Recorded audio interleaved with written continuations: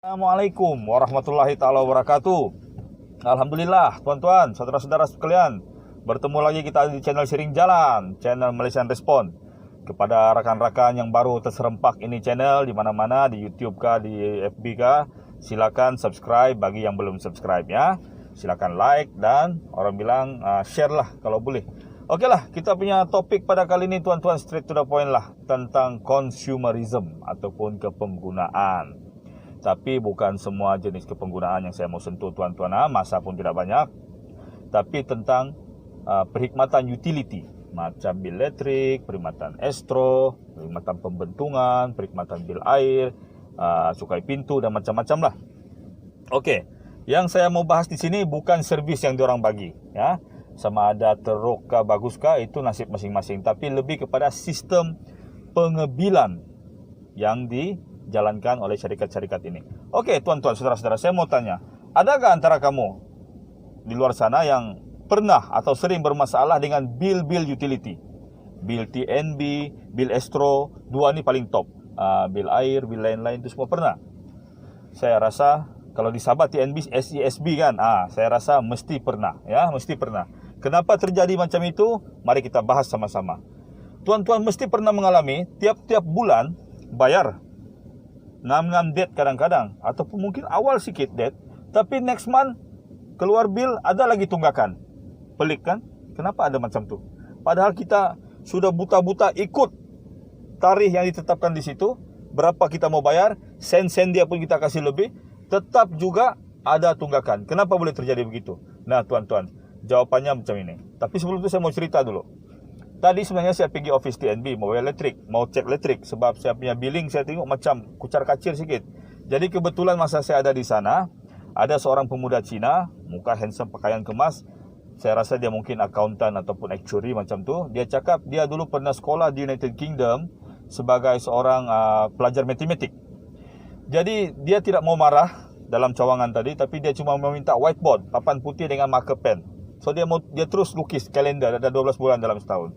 Dia cakap kalau dalam setahun kita ada 12 bulan, untuk bil kita yang 100 sebulan sebagai contoh, kita bayar 12 kali setahun, tiap-tiap bulan, ngam date, perlukah kita ada tunggakan? Tunggakan kita sepertinya adalah sifar atau kosong. Tapi dia cakap macam mana kamu punya syarikat ini masih ada dia punya sisa ataupun taksiran tu. Jadi itulah kata kunci dia, taksiran. Syarikat-syarikat ini sering mengamalkan taksiran dalam menentukan bil yang mereka mau kenakan ke atas kita. Itu satu. Kedua, yang paling penting sebenarnya tuan-tuan, apa yang terjadi adalah sistem pengambilan kita di Malaysia ini mengamalkan sistem by date, iaitu mengikut tarikh, bukan by month. Kalau di negara-negara maju ataupun negara yang sedikit advance lah, macam kalau di Asia Tenggara ini satu-satunya yang mengamalkan sistem by month adalah Singapura. By month ini tuan, dalam satu bulan itu, kita boleh pilih mana-mana tarikh dari 1 sampai 30 tu atau 31, kita boleh pilih mana-mana tarikh untuk bayar bil. Tidak akan ada tunggakan. Selagi dalam bulan yang sama, dia dianggap sebagai bil yang menepati masa sebab dia ikut bulan. Tapi by date ini akan menjadikan kita berhutang ataupun dikenakan charge kalau tidak ngam-ngam time. Itulah kekurangan sistem by date. Sistem by date di Malaysia diamalkan oleh hampir semua pemberi perkhidmatan, utility dan juga perbankan. Jadi ini sangat-sangat tidak wajar tuan-tuan. Dalam keadaan dunia sekarang, ada pandemik, lepas tu kita sudah maju, ada gadget semua, sepatutnya sistem kita ditukar kepada sistem by month. Jadi saya sebagai seorang rakyat biasa, saya sudah ambil tindakan. Tadi saya sudah jumpa saya punya ahli parlimen di Kelang, iaitu Charles Santiago. Saya minta kepada beliau bawa isu ini ke parlimen, tukarlah sistem by date ini kepada sistem by month. Sebab kita di Malaysia rata-rata kita bukanlah pemilik entiti perniagaan yang boleh membayar melangkaui tarikh yang ditentukan. Kita ini tuan-tuan 60% masih orang yang makan gaji. Jadi makan gaji kita ada tarikh gaji yang kita kena tunggu. Kalau ngam-ngam date tidak ngam atau selisih 2-3 hari terus kena taksiran, ini sangatlah membebankan kita.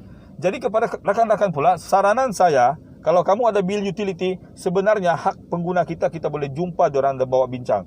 Saya mau tarikh pembayaran saya dipanjangkan. Maksudnya, contoh dia bagi kamu 30 hari bulan. Kamu boleh minta pembayaran daripada tanggal 27, 28, 29, 30, 1, 2, 3. 7 hari itu masih boleh. Jadi mana-mana tarikh di antara 7 hari itu kamu bayar, kamu tidak dikenakan taksiran mengikut peraturan consumerism atau peraturan kepenggunaan. Jadi itu sajalah tuan-tuan, ya. Jangan pening, jangan pelik. Kita pun pelik kenapa kita punya kalender ada 12, orang punya kalender ada 60 sebab itu cara diorang menaksirkan bil melalui sistem dipanggil sistem by date. Jadi kita minta sistem ini ditukar kepada sistem by month, ya. Jadi bayar dengan tepat. Ikut cadangan saya tadi, ramai-ramai kita panjangkan tempo pembayaran bil itu supaya kita tidak terbeban dengan bil-bil yang tidak perlu. Oke, jangan lupa tunaikan kewajiban Anda bayar bil. Assalamualaikum warahmatullahi taala wabarakatuh.